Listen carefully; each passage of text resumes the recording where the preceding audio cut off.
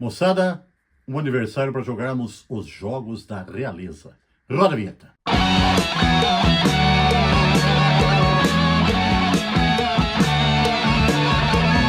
Saudações pesadas, moçada. É o seu peso do dia chegando para pôr mais peso na sua vida.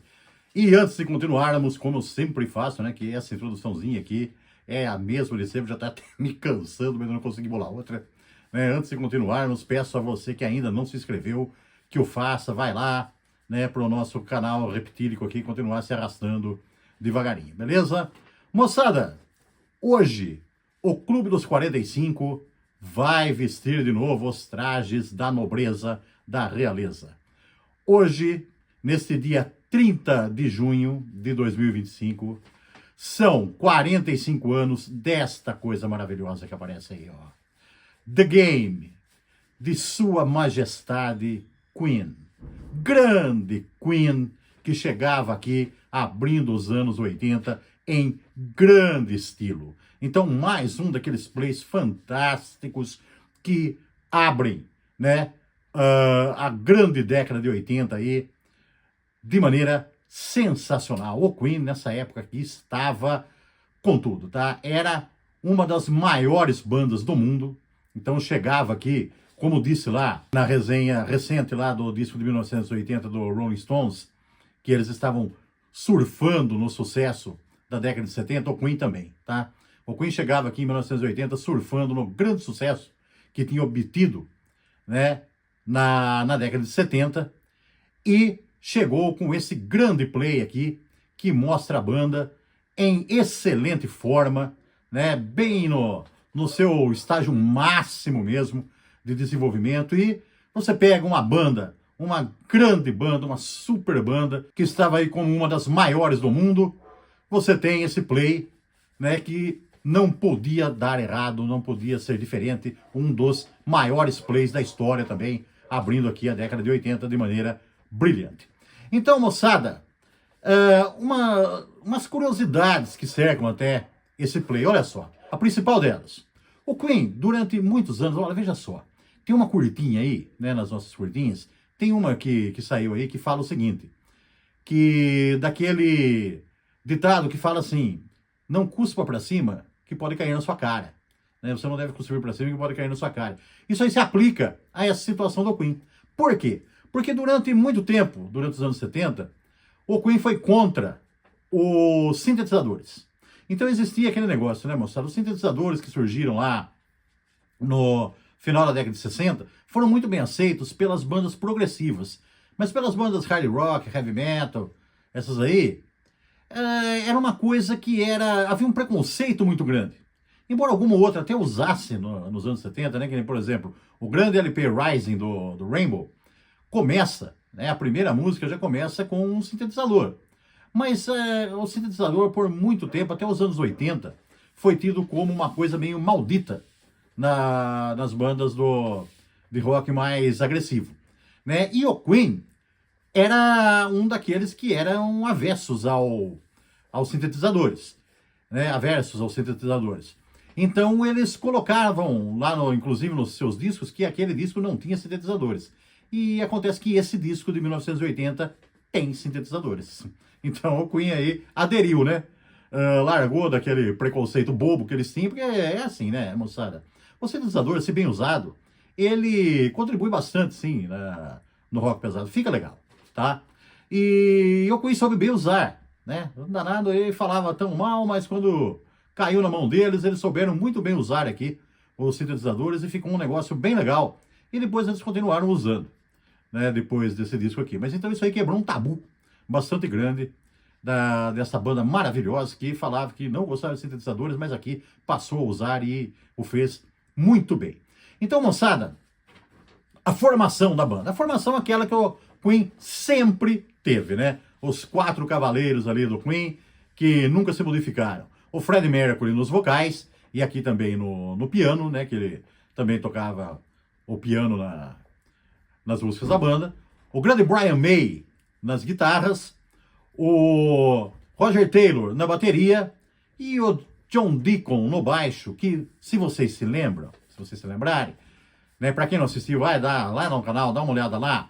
num vídeo que tem lá que fala sobre o baixo, né, a trajetória do baixo no rock and roll, e lá eu falo do John Deacon e falo que o Queen, qualquer disco do Queen é uma aula de baixo, né, por causa das performances fantásticas desse grande baixista que foi do John Deacon. Eu falo foi porque ele tá vivo, tá? Mas só que ele não toca mais, infelizmente, ele se aposentou de tocar. E esse disco aqui não é diferente, mais uma aula de baixo do grande mestre John Deacon aqui, que nos delicia bastante. Então, moçada, vamos dar uma olhadinha. Os sintetizadores, por falar nisso, ficaram divididos aqui entre os 4 mancebos aqui durante a execução desse disco, tá? Vamos dar uma olhadinha então nas faixas aqui, que esse disco é fenomenal, moçada. Olha só, Play the Game abre o disco e já vem com o sintetizador arrepiando no início, logo no início, né?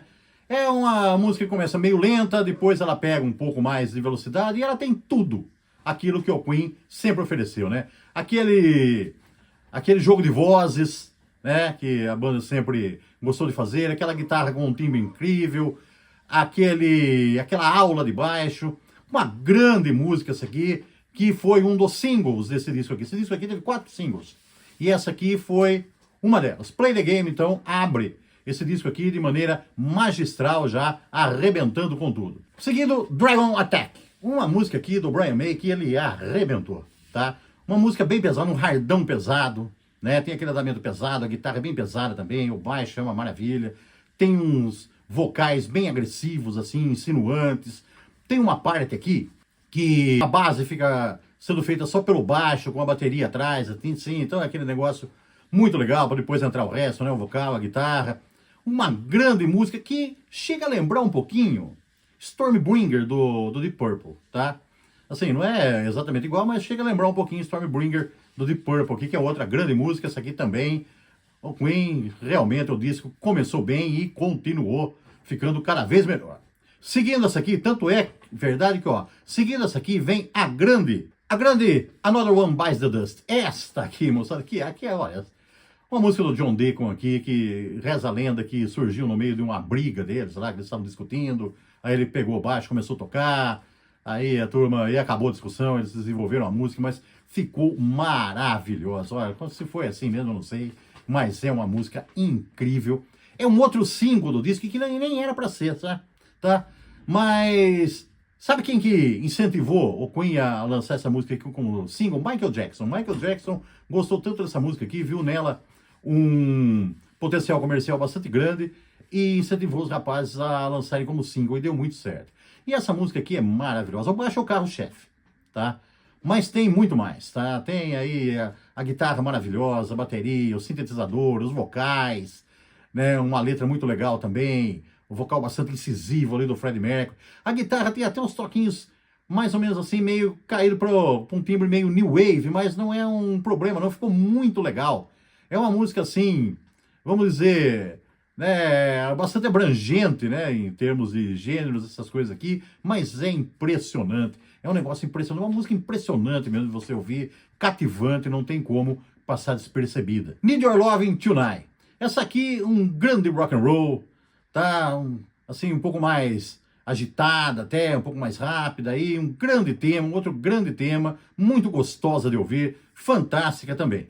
Ah, moçada, essa outra aqui, olha, é uma melhor que a outra. É uma que virou single também, um outro single do disco aqui. O grande rockabilly, Crazy Little Thing Called Love. Que música, moçada, olha, é incrível, incrível, incrível, maravilhosa. Tem um clipe também dela aí, que rola, que é muito legal, que tem tudo do rockabilly, né?